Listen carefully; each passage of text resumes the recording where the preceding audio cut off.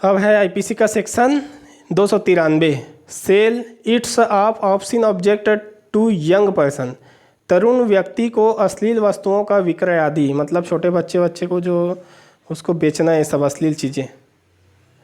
तो जो कोई 20 वर्ष के से कम हो, मतलब 20 साल से ज़्यादा वाले को ये सब में शामिल नहीं होगा, लेकिन 20 साल से कम हो उसको यदि कोई बेचेगा या भाड़े पर देगा या वितरित मतलब फोकट में देगा या प्रदर्शित करेगा, दिखाएगा या परिचालित करेगा या प्रस्थापना करेगा, ये सब करने का प्रस्ताव रखेगा या फिर प्रस्ताव रखने का प्रयत्न करेगा, तो प्रथम दोष सिद्धि पर उसको 3 वर्ष का आरएस कारावास साथ में 2000 का जुर्माना होगा। द्वितीय दोष सिद्धि में 7 वर्ष का आरएस कारावास और 5000 का जुर्माना होगा। और ये अपराध बिलेबल है, कॉग्निजिबल है, लेकिन समनी नहीं है और कोई भी मजिस्ट्रेट इसको सुन सकता है। उसके बाद है section 294 obscene act and songs, अश्लील गाने और कार्य।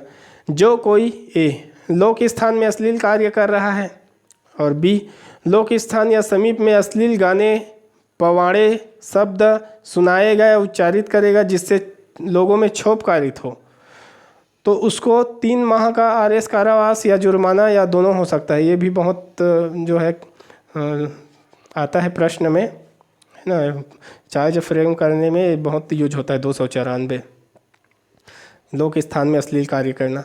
और ये जो अपराध है बिलेबल है, कॉग्निजिबल है और समनी पहले नहीं था लेकिन अब हो गया है।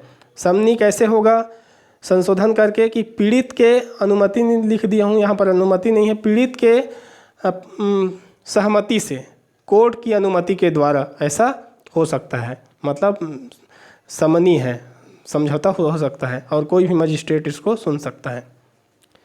उसके बाद है section 294 keeping lottery office, lottery कार्यालय रखना। कोई लॉटरी का कार्यालय बना के यदि रखा है, यदि राज्य के द्वारा प्राधिकृत ना हो और अपने मन से होशियारी जैसे मार रहा है, तो जो कार्यालय या स्थान रखेगा तो उसको 6 माह का आरएस कारावास होगा या जुर्माना होगा या दोनों होगा।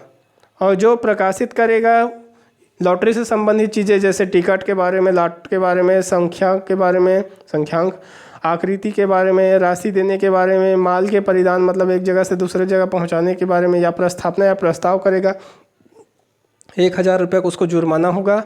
ये जो अपराध है बिलेबल है, कॉग्निजिबल नहीं है, समनी नहीं है, कोई भी मजिस्ट्रेट सुन सकता है।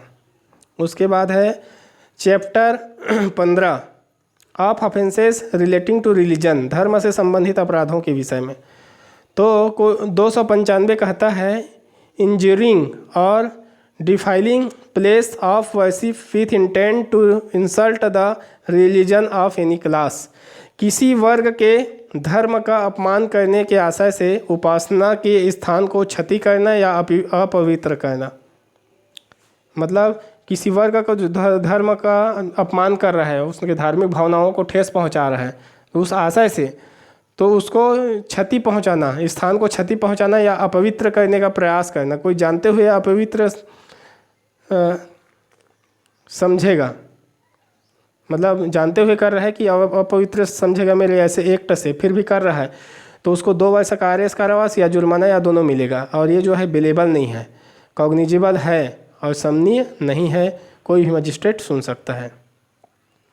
उसके बाद है section 295A deliberate and malicious acts intended to outrage religious feelings of any class by insulting its religion और रिलीजियस बिलीफ्स, विमर्शित और विद्वेषपूर्ण कार्य जो किसी वर्ग के धर्म या धार्मिक विश्वासों का अपमान करके उसकी धार्मिक भावनाओं को आहत करने के आशय से किए गए हों।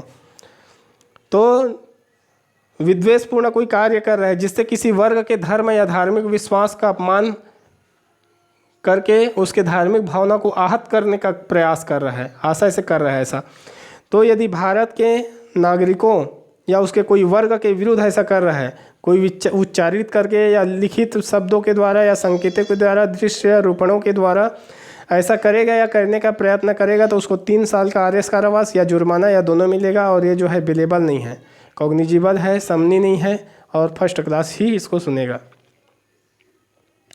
उसके बाद है सेक्शन 296 डिस्टर्बिंग रिलीजियस असेंबली, धार्मिक जमाव में विघ्न डालना।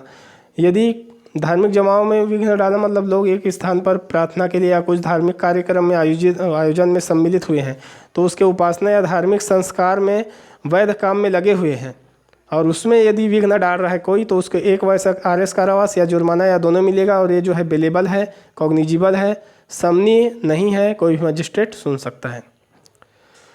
उसके बाद section 297 trace passing on burial places it's, कब्रिस्तान आदि में अतिचार करना मतलब ज़बरदस्ती वहाँ पर जाना बिना पूछे। कब्रिस्तान मतलब जहाँ पर दफनाया या जलाया जाता है लोगों को, तो कब्रिस्तान बोले चाहे कुछ भी जगह नाम रखे उसका।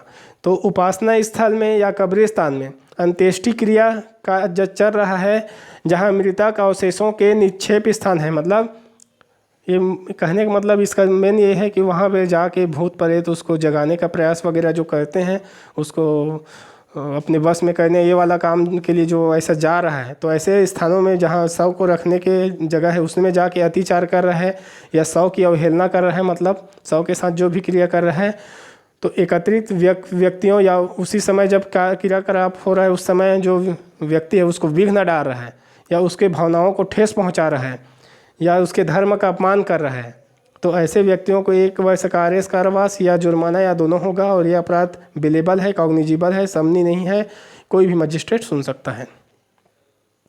उसके बाद है section 298 uttering words its with deliberate intent to wound the religious feelings of any person, धार्मिक भावनाओं को ठेस पहुंचाने के विमर्शित आशय से शब्द उच्चारित करना आदि, है ना। मतलब धार्मिक भावना को ठेस पहुंचाने के लिए विमर्शित आशय से शब्द उच्चारित करना, मतलब धार्मिक भावना को ठेस पहुंचाने के लिए ऐसे शब्द का उपयोग करना। वे सुन सके मतलब ऐसे जगह में बोलना कि उसका आवाज़ वहाँ तक जा सके, सुन सके, है ना। अपने घर में दूसरे को कुछ बोल रहे हैं तो उससे कोई फर्क नहीं पड़ता, सुन सके। शब्द के माध्यम से ध्वनि या अंग विक्षेप मतलब इशारा करके या कोई वस्तु को रखेगा जिससे भावना पैदा होगा, तो वैसे व्यक्ति को 1 वर्ष का आरएस कारावास या जुर्माना या दोनों मिलेगा। ये जो है बिलेबल है, कॉग्निजिबल नहीं है और समनी है। तो समनी किसके माध्यम से है? जिसे ठोस पहुँचे, जिसकी भावना को ठोस पहुँचे वही समझौता कर सकता है और कोई भी मजिस्ट्रेट इसको सुनाई कर सकता है।